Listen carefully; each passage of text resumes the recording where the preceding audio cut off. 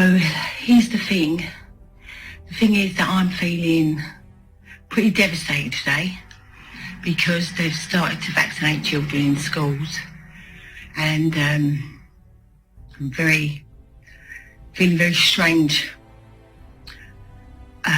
much stranger than I thought I would feel. I thought I was hardened to the fact that that may happen, but that's not what's happening to me today. I've got a very uncomfortable feeling upon me, and I'm feeling very hurt.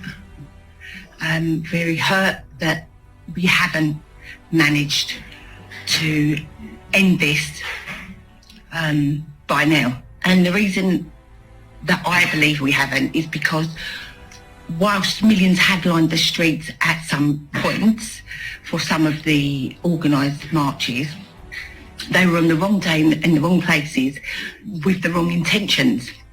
Now, people are often scared. People think, and I'm gonna clarify this, okay? We all keep tiptoeing around actually saying what it is that we need to do because we think somehow it's a bad thing. We think that overthrowing a government is like, oh, something so terrible, and possibly they could be watching us, they might be coming to get us, you know, because we're plotting against the government.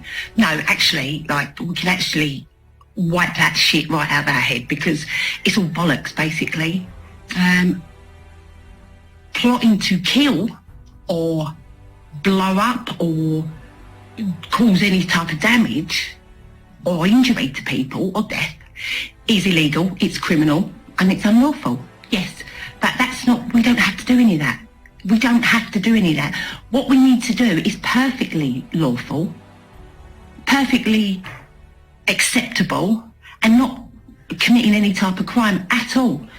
To actually physically overthrow a government that's completely ignoring a huge amount of people, a great, quite millions, in the millions, we are in the millions, okay? There might be millions more who have fallen for it, but against there is still millions, and that's enough for the government to be taking notice. They're ignoring it, they're ignoring everything. We know that they're lying, we know they're breaking laws, we know they are acting against the people. So it's our duty to do whatever we need to do to bring that to an end, right? We are not committing any crime by saying that we want to physically remove the government from the Houses of Parliament. To suggest that we harm them in the process of doing that, yes, that is a different matter, but we don't have to do those things, okay? And I'm not going to be afraid anymore to actually come straight out with it, all right? They are having us over. They are ignoring us. They are because they're going to, because they're never going to stop unless we stop them. It is our right, and it is our duty morally and as citizens to actually act against the government, who through every other avenue it's been exhausted. Okay, every legal challenges, all these things that have gone on, which is the right course of action to have taken. Every single one of those things needed to happen, and even a peaceful protest all needed to happen in order for them to ignore it, and then for the next step. When a government becomes tyrannical and is acting against its people, who else? The government police? Who's going to come in and save us? The police themselves are the corporate dogs, right? They are tied up in the legislation that the government writes, okay? So they can't act against the government at this time. Only the people can, okay? They've covered every possible scenario. And we, as the people of the UK, have been conditioned into thinking that we don't have the power to overthrow our own government, when that is our only hope, our only course of action is to overthrow the government. Literally, physically, get in there and let them know that we're not happy. Okay?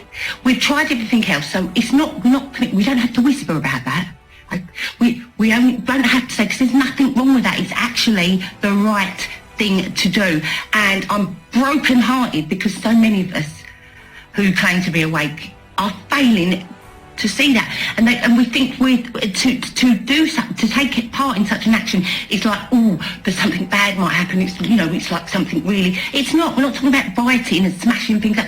We're talking about taking back what is rightfully ours, and saying no, taking our power back because it's being abused. They're abusing us. They are ignoring us. They are harming us. This is an attack. It is an assault, right? And only we can stop it. And so my stance today is one of I'm just like, I don't even know how to put it into words, what I'm feeling. I can't actually put it into words. If we don't fight, no one else is going to, okay? And I'm not talking about fight. We don't have to literally go into battle. You don't need to bring weapons. You don't need to be prepared to get arrested. But sheer weight of people, enough. Just going to Parliament and demanding, with force, well, I mean, we don't even need to use force. When there's enough people, you don't need to do anything. When that many people, you know, all 7-8 million of us, right, probably won't even fit in around there, but I mean, just storming the whole area of London, and they would run. The police would run, the ministers would run, they know it would be over, but we just no one can grasp that. No one can grasp that. Okay, except for about a couple of hundred of us who keep turning up religiously on weekdays and waiting for the rest of you to get your asses there, and it's not happening. And I don't want to hear any more excuses. If you want to make a change, if you want a better life, you're going to have to take that chance and understand the consequences of not doing it. Nothing bad can come from it, only something good. It's our right and it's our duty. Okay, please, for God's sake, can we just stop pussyfooting around? It's okay to take the scum and the traitors